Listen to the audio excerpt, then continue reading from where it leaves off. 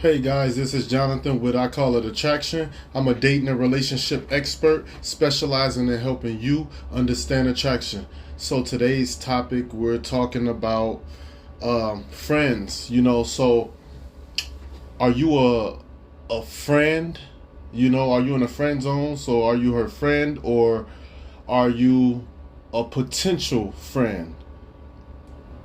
And so there's a difference from just simply being a friend who's in a friend zone, or you're a potential friend.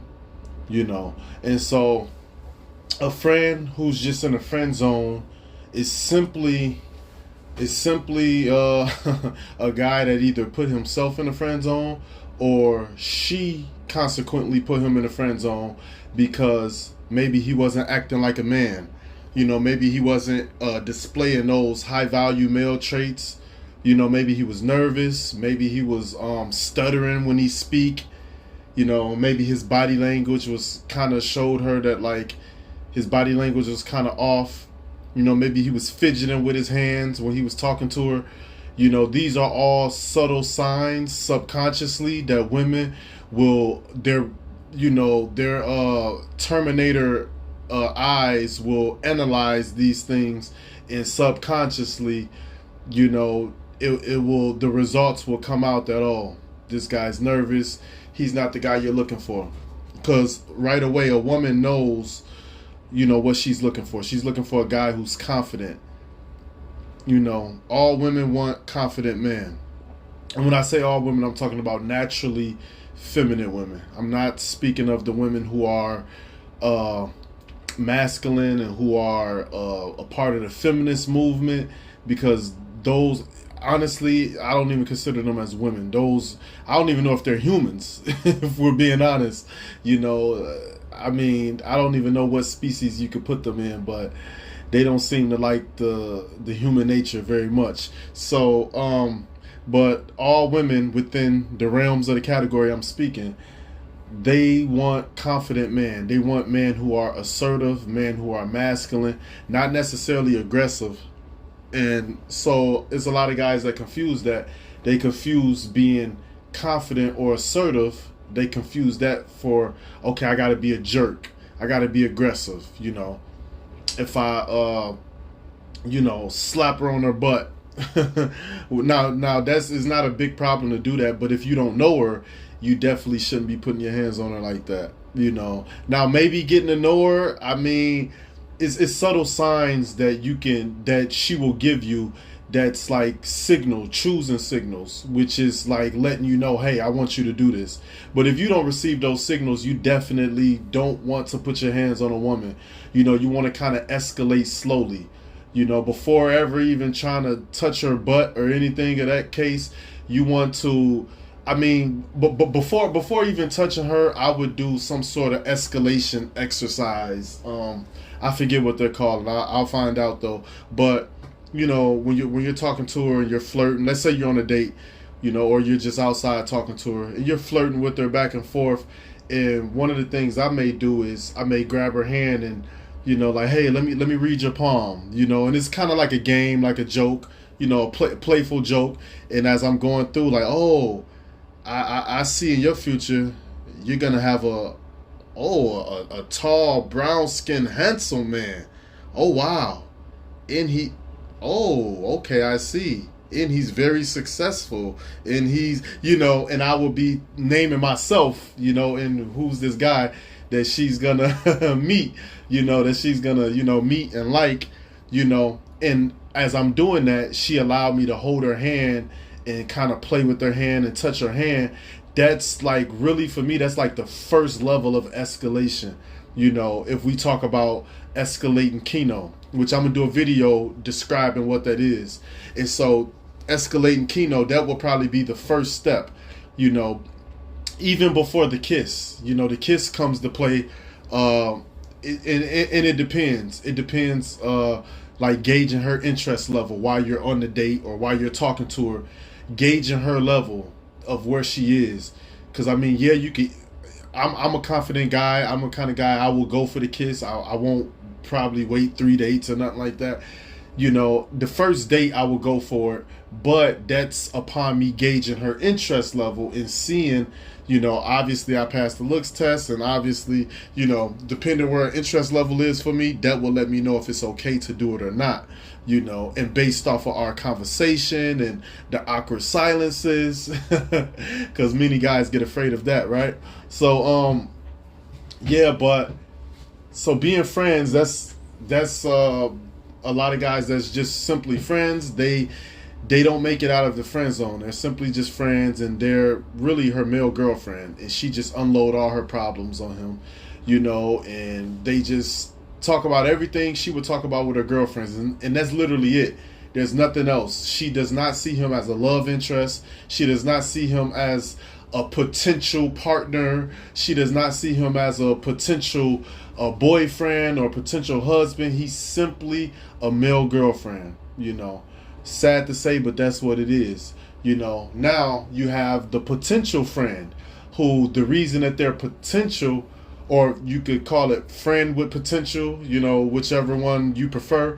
But this is the person who they're in the friend zone, or yeah, they're in the friend zone, but they have potential to be with her. So, and actually, they're not. It's not really that they're, or actually, they are. I was gonna say that they're not in the friend zone. They are in the friend zone, but they didn't put themselves in a friend zone. She put them there. So it's kind of a difference with that also, because if you put yourself in a friend zone, by trying to pretend you want to be her friend in order to take her on a date or get with her, you friend zoned yourself. So you had potential before you did that. So it's kind of like starting all over again. It's like getting to the finish line and then, cheating at the finish line. Then you cheat, and now you got to start the race all over. It's basically like a waste of time. Like, why would you do that? Right? But if she puts you in a friend zone, which for a woman to put you in a friend zone, it just says that she's simply not interested. And that could be because you're not acting man enough. You're not acting like a man. You're not acting masculine.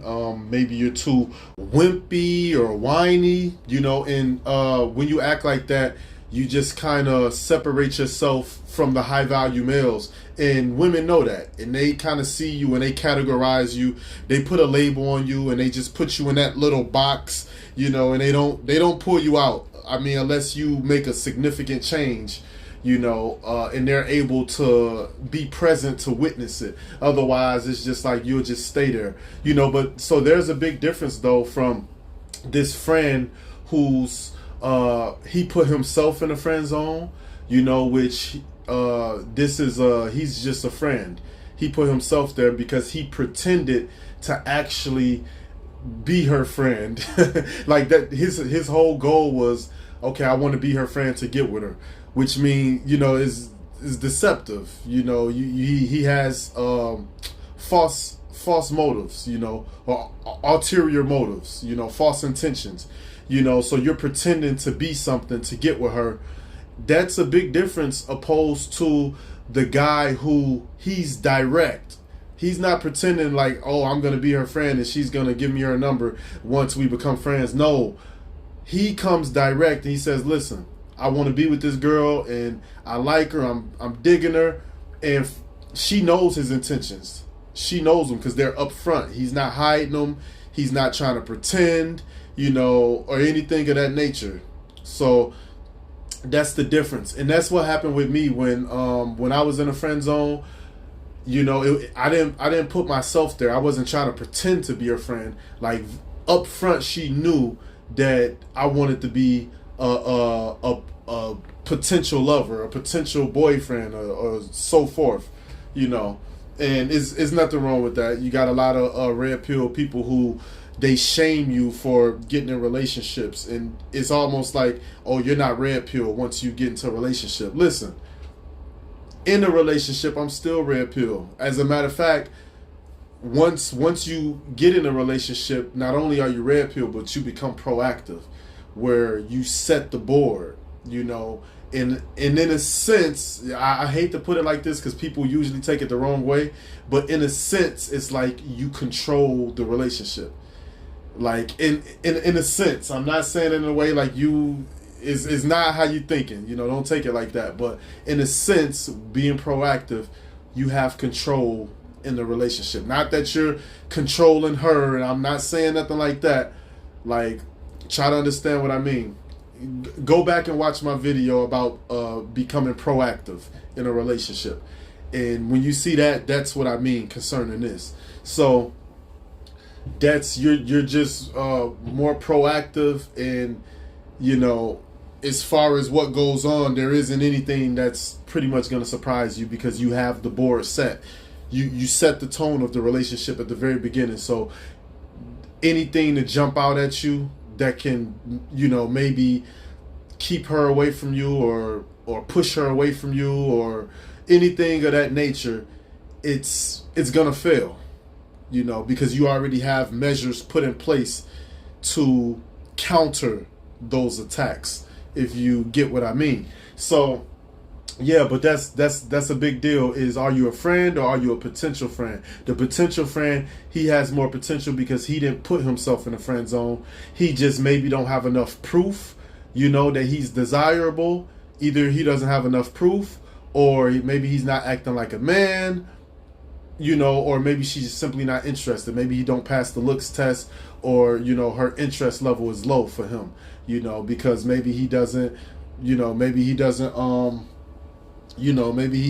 just measure up in her eyes. You know, maybe he doesn't know how to banter, isn't witty enough to keep her conversation, whatever the case. So it could just be that for the potential friend. It could be any one of those. But for the friend, he he put himself there trying to pretend to be her friend in order to get with her. You know, so I mean, it happens, right? So decide which one you are, and either way, climb up out of there, get some social proof. You know, learn how to be witty, learn how to banter, you know, learn how to escalate with Kino, which I'm going to make a video describing that, how you escalate, you know, so that's a big thing. But if you like this content in this video, please like, subscribe, share, and remember, love inspires, endures, uplifts, and bears all things. Peace.